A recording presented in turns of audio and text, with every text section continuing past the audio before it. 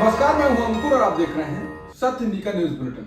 एक नजर अब तक की सुर्खियों पर। प्रधानमंत्री मोदी ने मंगलवार को लोकसभा में प्रयागराज में संपन्न हुए महाकुंभ पर वक्तव्य दिया।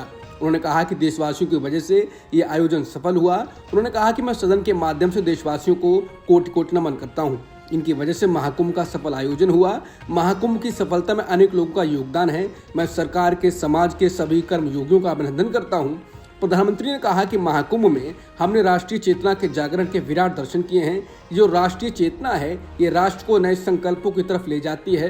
महाकुंभ ने उन शंकाओं को भी उचित जवाब दिया है जो हमारे सामर्थ्य को लेकर कुछ लोगों के मन में रहती हैं। इस बीच प्रधानमंत्री मोदी के भाषण के बाद विपक्ष के कुछ नेता अपनी सीट से उठकर सवाल पूछने लगे।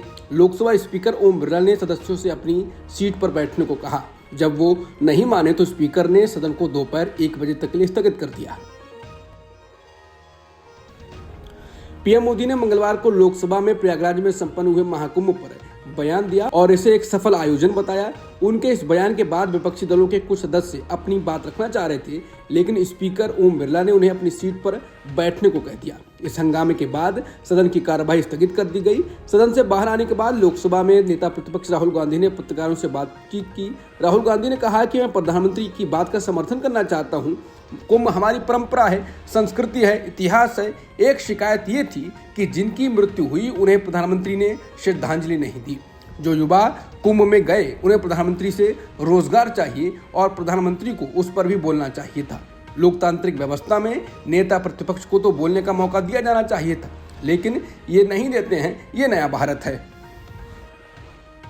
कांग्रेस सांसद प्रियंका गांधी वाड्रा ने लोकसभा में महाकुंभ पर प्रधानमंत्री मोदी के बयान पर कहा कि वो महाकुंभ पर सकारात्मक बोल रहे थे।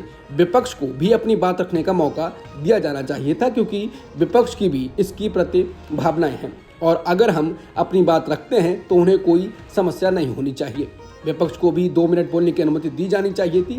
वहीं समाजवादी पार्टी के सांसद अवधेश प्रसाद ने लोकसभा में प्रधानमंत्री मोदी के महाकुंभ पर दिए गए बयान पर कहा कि प्रधानमंत्री ने एक तरफा बयान दिया और सदन से चले गए।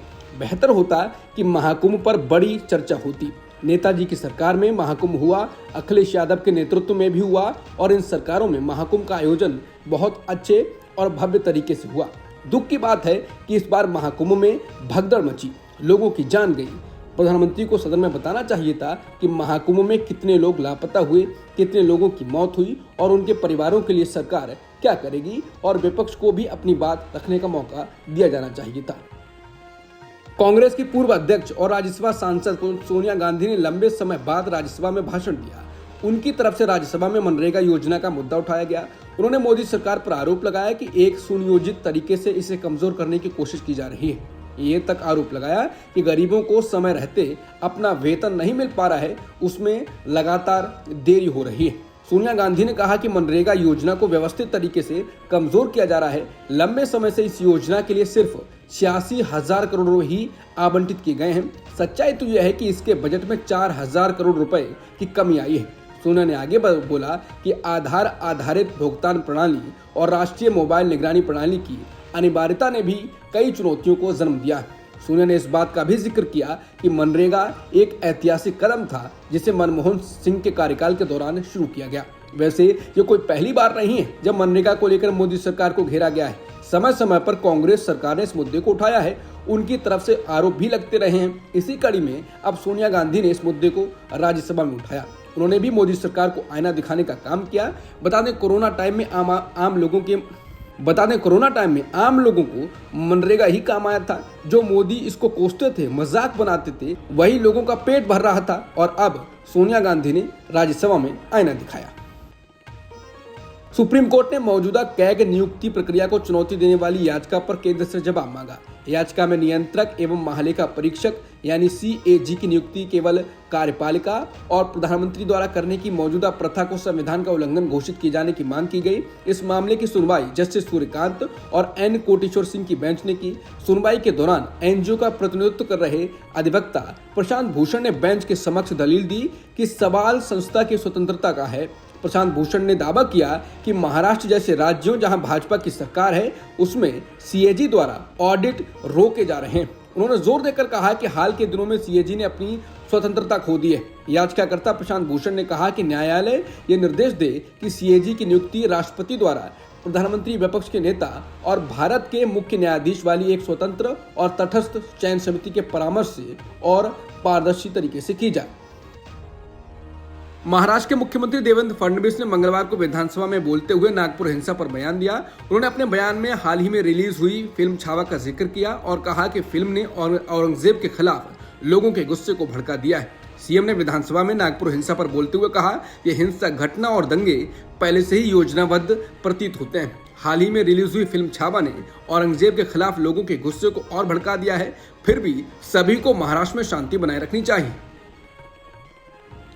शिवसेना यूबीटी विधायक आदित्य ठाकरे ने सोमवार देर रात मध्य नागपुर में हुई हिंसक झड़पों को लेकर मंगलवार को महाराष्ट्र सरकार पर निशाना साधा। मुंबई में मीडिया से बात करते हुए आदित्य ने आरोप लगाया कि मुझे लगता है कि भाजपा महाराष्ट्र को अगला मणिपुर बनाना चाहती है। जब नागपुर में हिंसा फैल रही थी तब सीएमओ की ओर से कोई प्रतिक्रिया क्यों नहीं आई। महाराष्ट्र के डिप्टी सीएम एकनाथ शिंदे ने एक और बड़ा दावा किया है। विधान परिषद में बोलते हुए शिंदे ने कहा कि महाविकास आघाड़ी सरकार के दौरान उद्धव ठाकरे ने दिल्ली में प्रधानमंत्री मोदी से मुलाकात के दौरान उनसे माफी मांगी थी। कहा था कि हम आपके साथ सरकार बनाना चाहते हैं। मुंबई आकर उद्धव ठाकरे इस बात से पलट भी गए थे।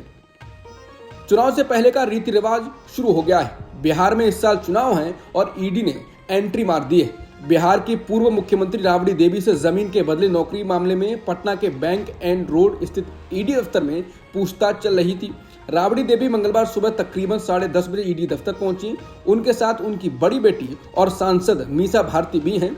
दोपहर 1 बजे के बाद ईडी दफ्तर में राष्ट्रीय जनता दल के सुप्रीमो लालू प्रसाद यादव के बड़े बेटे तेज प्रताप यादव को भी पूछताछ के लिए बुलाया गया। बता दें, सुबह 10 बजे से ईडी दफ्तर के बाहर राजद समर्थक जुटने शुरू हो गए थे। राजद समर्थकों ने नारेबाजी भी की। पार्टी प्रवक्ता एजाज अहमद ने कहा कि बिहार में चुनाव होने वाला है और जहां जहां चुनाव होता है वहां बीजेपी इस तरह की हरकतें करती है। वहीं जेडीयू प्रवक्ता नीरज कुमार ने कहा कि अति पिछड़ों के उत्थान के लिए नहीं बल्कि भ्रष्टाचार के चलते राबड़ी देवी ईडी ऑफिस पहुंची हैं। लालू जब किंग मेकर थे तो उन्होंने घोटाले दर घोटाले किए। पूरा परिवार न्यायिक प्रक्रिया के लपेटे में है। बता दें, जमीन के बदले जमीन मामला। अमेरिकी अंतरिक्ष एजेंसी नासा की एस्ट्रोनॉट सुनीता विलियम्स अपने क्रू मेंबर्स के साथ स्पेस से पृथ्वी पर लौट रही हैं। उनकी धरती की तरफ सफर शुरू हो गया है। सुनीता 9 महीने का समय अंतरिक्ष में बिताने के बाद भारतीय समय के हिसाब से बुधवार तड़के धरती पर आएंगी। सुनीता विलियम्स और उनके साथियों की वापसी स्पेस एक्स के क्रू ड्रैगन क्राफ्ट से हो रही है। वहीं एक्सपर्ट का कहना है कि धरती पर लौटने के बाद अंतरिक्ष यात्रियों को यहाँ के माहौल से तालमेल बैठाने में कुछ समय लग सकता है। स्पेस में 9 महीने तक जीरो ग्रेविटी में रहने से पैरों की मांसपेशियां कमजोर हो जाती हैं। ऐसे में उन्हें पृथ्वी के गुरुत्वाकर्षण में चलने में कठिनाई होती है। इजरायल की सेना का कहना है कि वो गजा में बड़ी सैन्य कार्रवाई कर रहा है। इस हमले में हुई नुकसान के बारे में हमास के स्वास्थ्य मंत्रालय ने बताया कि हमले में कम से कम 330 फलस्तीनी मारे गए हैं। आईडीएफ का कहना है कि वो हमास के आतंकवादी ठिकानों को निशाना बना रहा है। बता दें, 19 जनवरी को युद्ध विराम शुरू होने के बाद से गजा में ये सबसे बड़ा हवाई हमला है। गजा युद्ध विराम को आगे बढ़ाने के लिए बातचीत किसी समझौते पर पहुंचने में नाकाम रही। अब तक की खबरों में इतना ही। बाकी खबरों के लिए बने रहिए सत्यहिंदी.com के साथ।